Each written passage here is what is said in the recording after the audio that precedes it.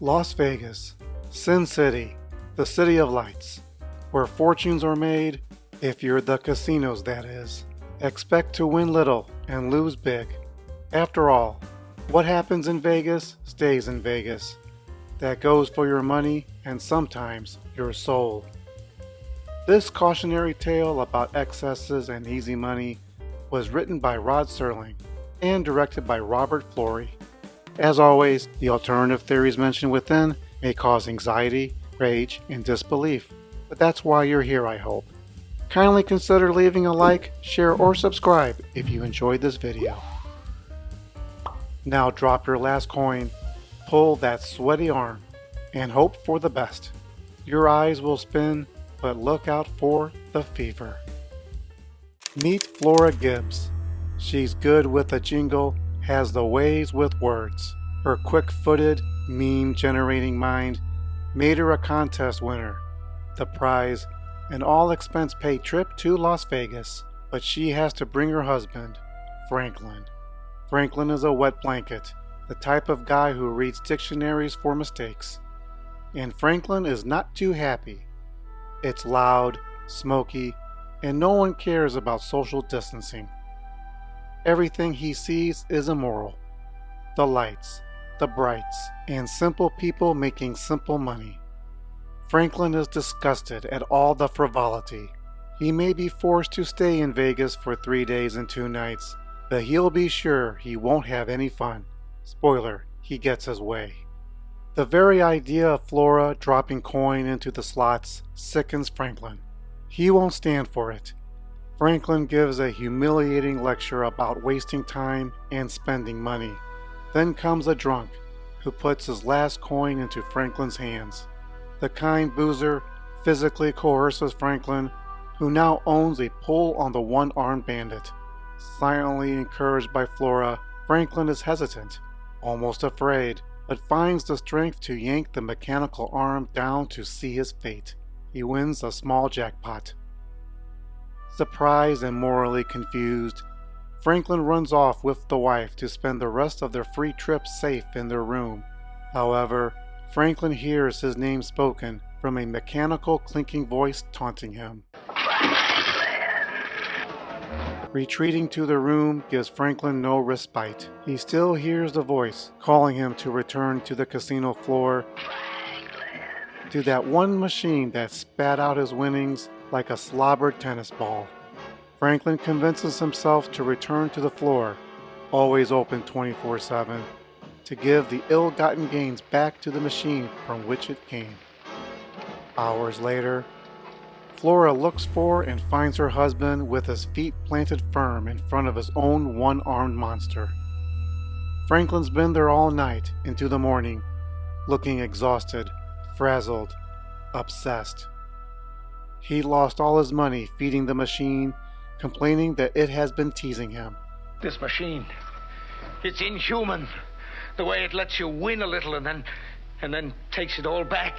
Oh, and Franklin turned into a real jerk to his wife, too. With his very last dollar, the machine coincidentally malfunctions, sending poor Franklin into a frenzy. Convinced the machine cheated him again, he shows some rage against the machine and is tossed out of the casino floor.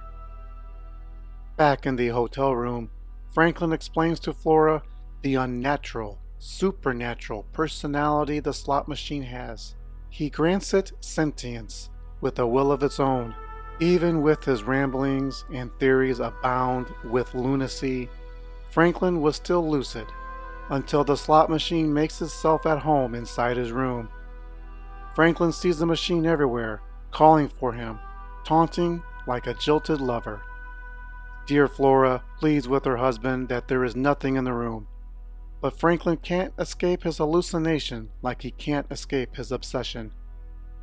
Walking slowly backwards, he gently bumps into the worst designed and constructed windows in the hotel industry. He crashes through and falls to the cold concrete below.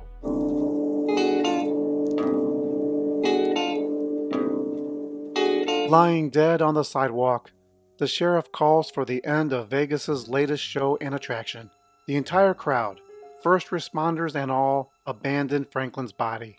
Then comes a rolling silver dollar that lands flat near Franklin's palm. The camera reveals from where it came, the evil slot machine, paying its respects with a smile. The most obvious overreach theme of The Fever is one of obsession. It is not subtle. There is no nuance. Anyone is vulnerable, even the self-righteous, close-minded ingrate. Perhaps those who like fun the least are more susceptible to it. In fact, the episode goes out of its way to say Franklin was way outside of the curve. I've seen a lot of them get hooked before, but never like him. So, what's left to pick apart and analyze? For one, what is the machine's supernatural status that Franklin obsessed over?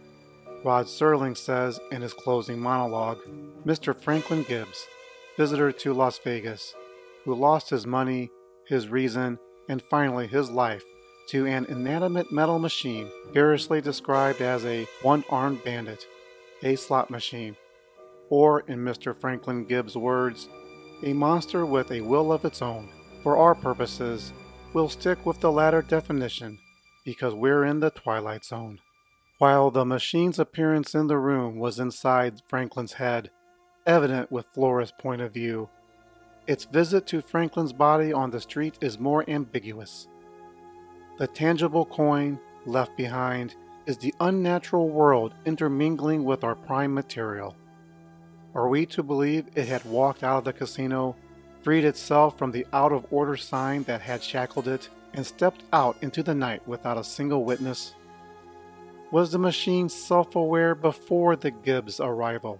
Or was it a piece of Franklin's soul, his alter ego perhaps, projected life into the machine? One other clue we have is one of the generous drunk who helped Franklin step into the gateway of a more obsessive life. The drunk tells Franklin how he sat for an hour and a half with the miserable, crummy, money-grabbing machine. Even after insulting it, he's left to leave. Could it be his inebriated state clouded his mind in such a way the machine could not persuade or influence him, while the sober, uptight Franklin is ripe and ready to be exploited?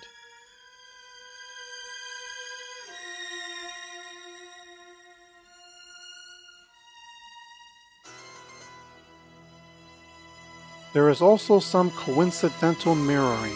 The drunkard escapes the clutches of the machine to be with his wife, albeit at another gaming table.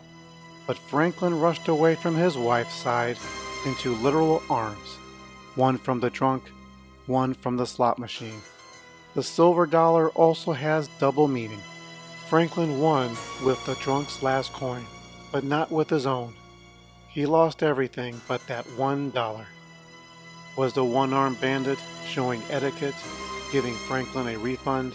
Or could it be it wanted Franklin to know it wasn't as greedy and compulsive as he, sort of demonstrating that in some ways it was a bit more charitable and has risen above the human?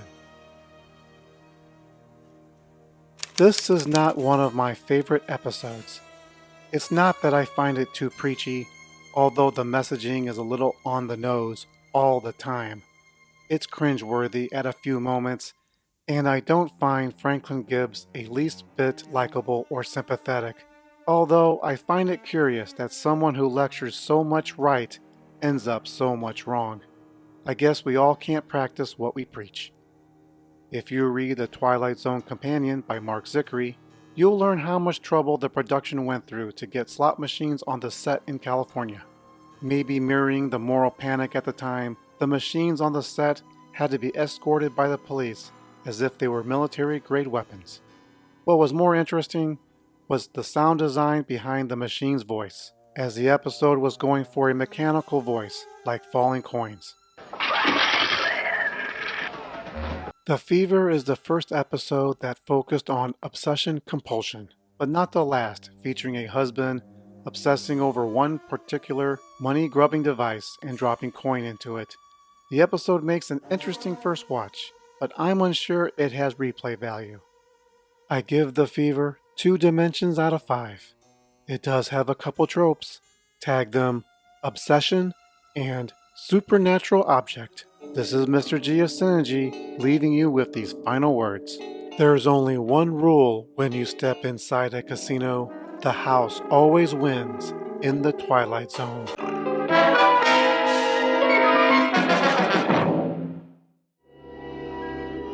Check out other videos on the channel. Thanks for watching.